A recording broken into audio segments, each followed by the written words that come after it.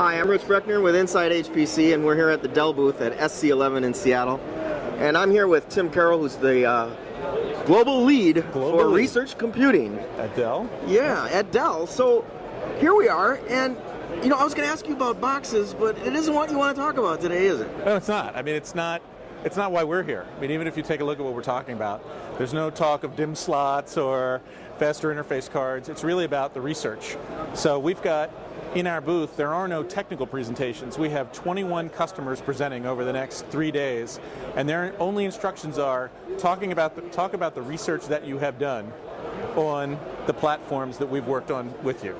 And so we're really excited about the information that's being given out to customers when it's here, because it's information that people are really going to use when they go back, whether they're a Dell customer or not.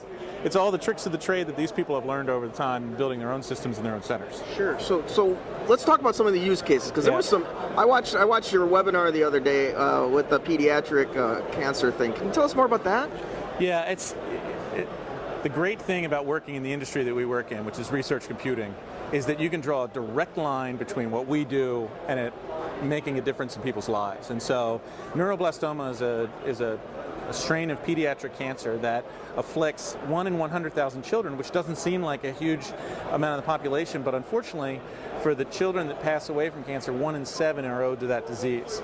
And so we've got a multi-year, multi-million-dollar investment working with TGen in Arizona, and our goal is to compress the amount of time that it takes to put together a care plan for a child who's been stricken by taking a genetic sample of the tumor and then being able to compare that to all of the other treatment plans that have been put together by the entire community of physicians that are serving it. And so we're not only reducing the time to science in terms of figuring out what the treatment is from months to days, but we're also going to use the cloud to be able to grow the community and the base of data in terms of patient information, care information, research, to be able to hopefully use the technology to continue to compress the time that it takes to find a cure, not only for the disease, but for individual children who are being affected.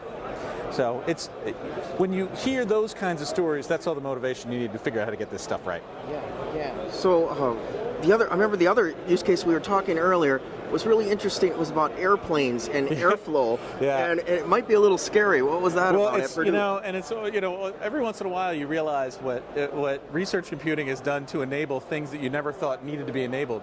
But at Purdue University, Dr. Chen's the principal investigator. What they're actually investigating is what happens when a virus goes airborne in an airline cabin. Somebody sneezes, somebody coughs, whatever it is. Think about what happens. That's got to go somewhere. You're in a contained vessel, but you're not going to stand that up in a wind tunnel. And so the research is being done to figure out how do we minimize the effect of that by studying the airflow, CFD, all the other pieces that occur within that airline cabin. And so there's somebody and his whole team, that's what they worry about every single day. And that's going to affect everybody at this show who's going to fly home at the end of it.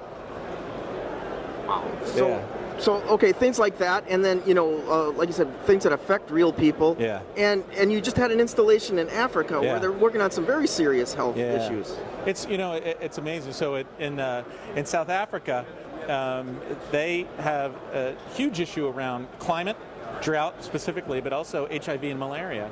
And we just installed a top 500 cluster, but what's really remarkable about that is it'll be the largest research cluster on the continent of Africa, which is going to give them the tools to solve their own problems and take that on themselves. And so we love when that happens.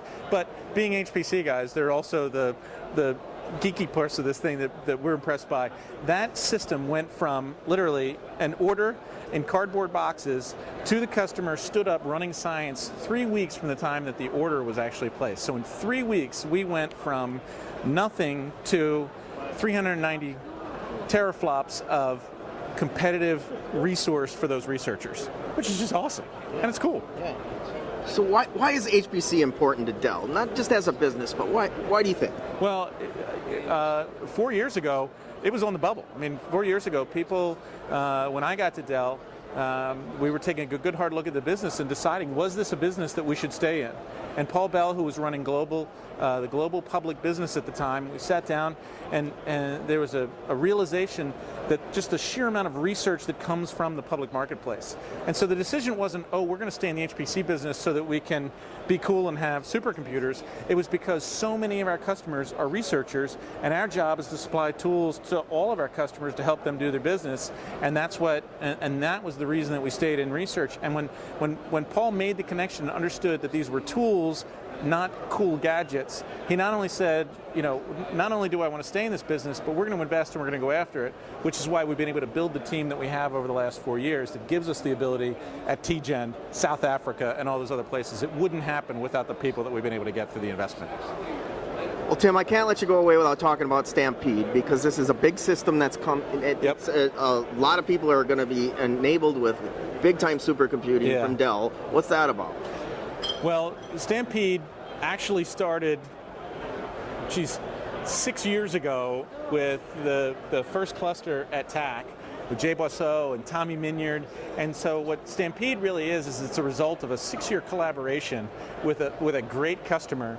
And what they want to do aligns with what we want to do. They've always been about how can they push more science to more customers. I mean, they were the people that said we should do Windows on Ranger. I mean, you got to give them huge props for that. And so what Stampede is really it's a culmination of a 6-year collaboration, but the machine itself is very forward-looking in terms of the use of GPUs and CPUs, commodity storage, in order to feed the beast with all of the CPUs that it's got. And we are looking forward to building a very sophisticated machine that's highly accessible to researchers across the community.